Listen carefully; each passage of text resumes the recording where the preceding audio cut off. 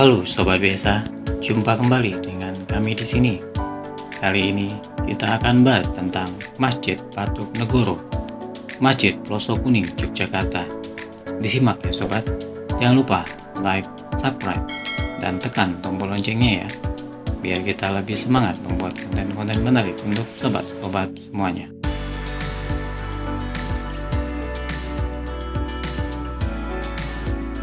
Berada di sisi timur wilayah daerah istimewa Yogyakarta, Masjid Jami Patok Negoro Pelosok Kuning tampak masih berdiri kokoh. Masjid berarsitektur kuno ini merupakan peninggalan Raja Keraton Yogyakarta, Sultan Hamengkubuwono I.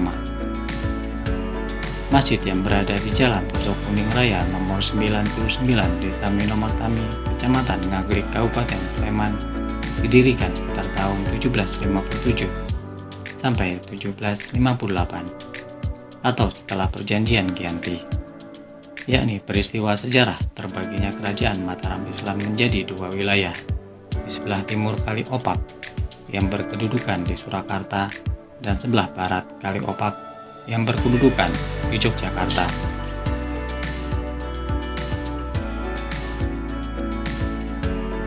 Setelah Perjanjian Giyanti, Sultan Hamengkubuwono I mendapat wilayah di sebelah barat Kali Opak, lalu mendirikan Keraton Yogyakarta, dan benteng-bentengnya berupa masjid sebagai benteng fisik pertahanan waktu itu. Kata takmir Masjid Patok Negoro Pelosok Kuning, Kamaluddin Purnomo.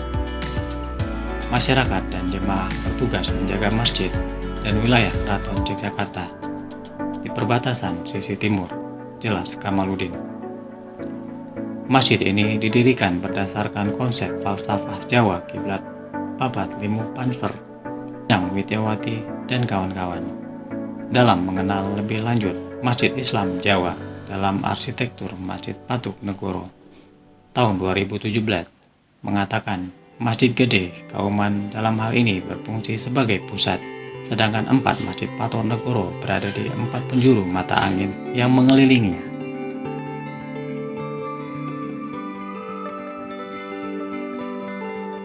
Di Yogyakarta, terdapat 4 masjid yang berfungsi sebagai Patok Negoro. Keempat masjid tersebut meliputi Masjid Jami An-Nur Pelangi di sebelah barat, Masjid Jami Sultani di Pelosok Kuning yang terletak di bagian utara, Masjid Jami Ad-Daruzat Babadan di sebelah timur, dan Masjid Nurul Huda Dongkelan yang ada di bagian selatan. Fungsi Masjid Patok Negoro saat itu tidaklah terbatas hanya pada masalah keagamaan. Sesuai dengan namanya, masjid ini juga menjadi batas wilayah Kesultanan Yogyakarta. Keempat masjid ini berada di wilayah pinggiran hutan negara yang berbatasan dengan Negara Agung. Hutan negara merupakan istilah yang merujuk pada lokasi pusat pemerintahan, sedangkan Negara Agung adalah daerah inti kerajaan yang bertugas menyangga hutan negara.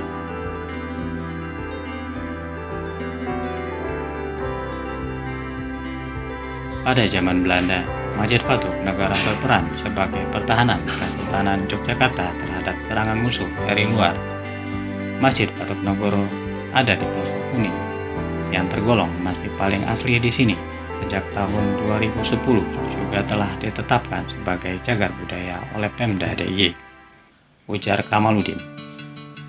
Pengelolaan masjid di bawah Keraton Yogyakarta. Ada aktivitas setiap hari. Ada pondok kajian agama Tadarus Al-Quran, Saresihan Patok Negoro, musyawarah, kajian kitab kuning, kesenian tradisional.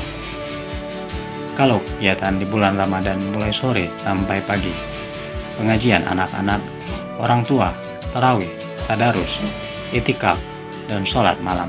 Juga ada sahur bersama, pabar Kamaluddin.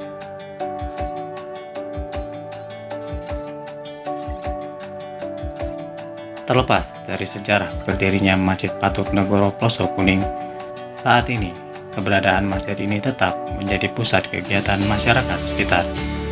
Selain sebagai tempat ibadah, masjid juga difungsikan untuk kegiatan sosial masyarakat.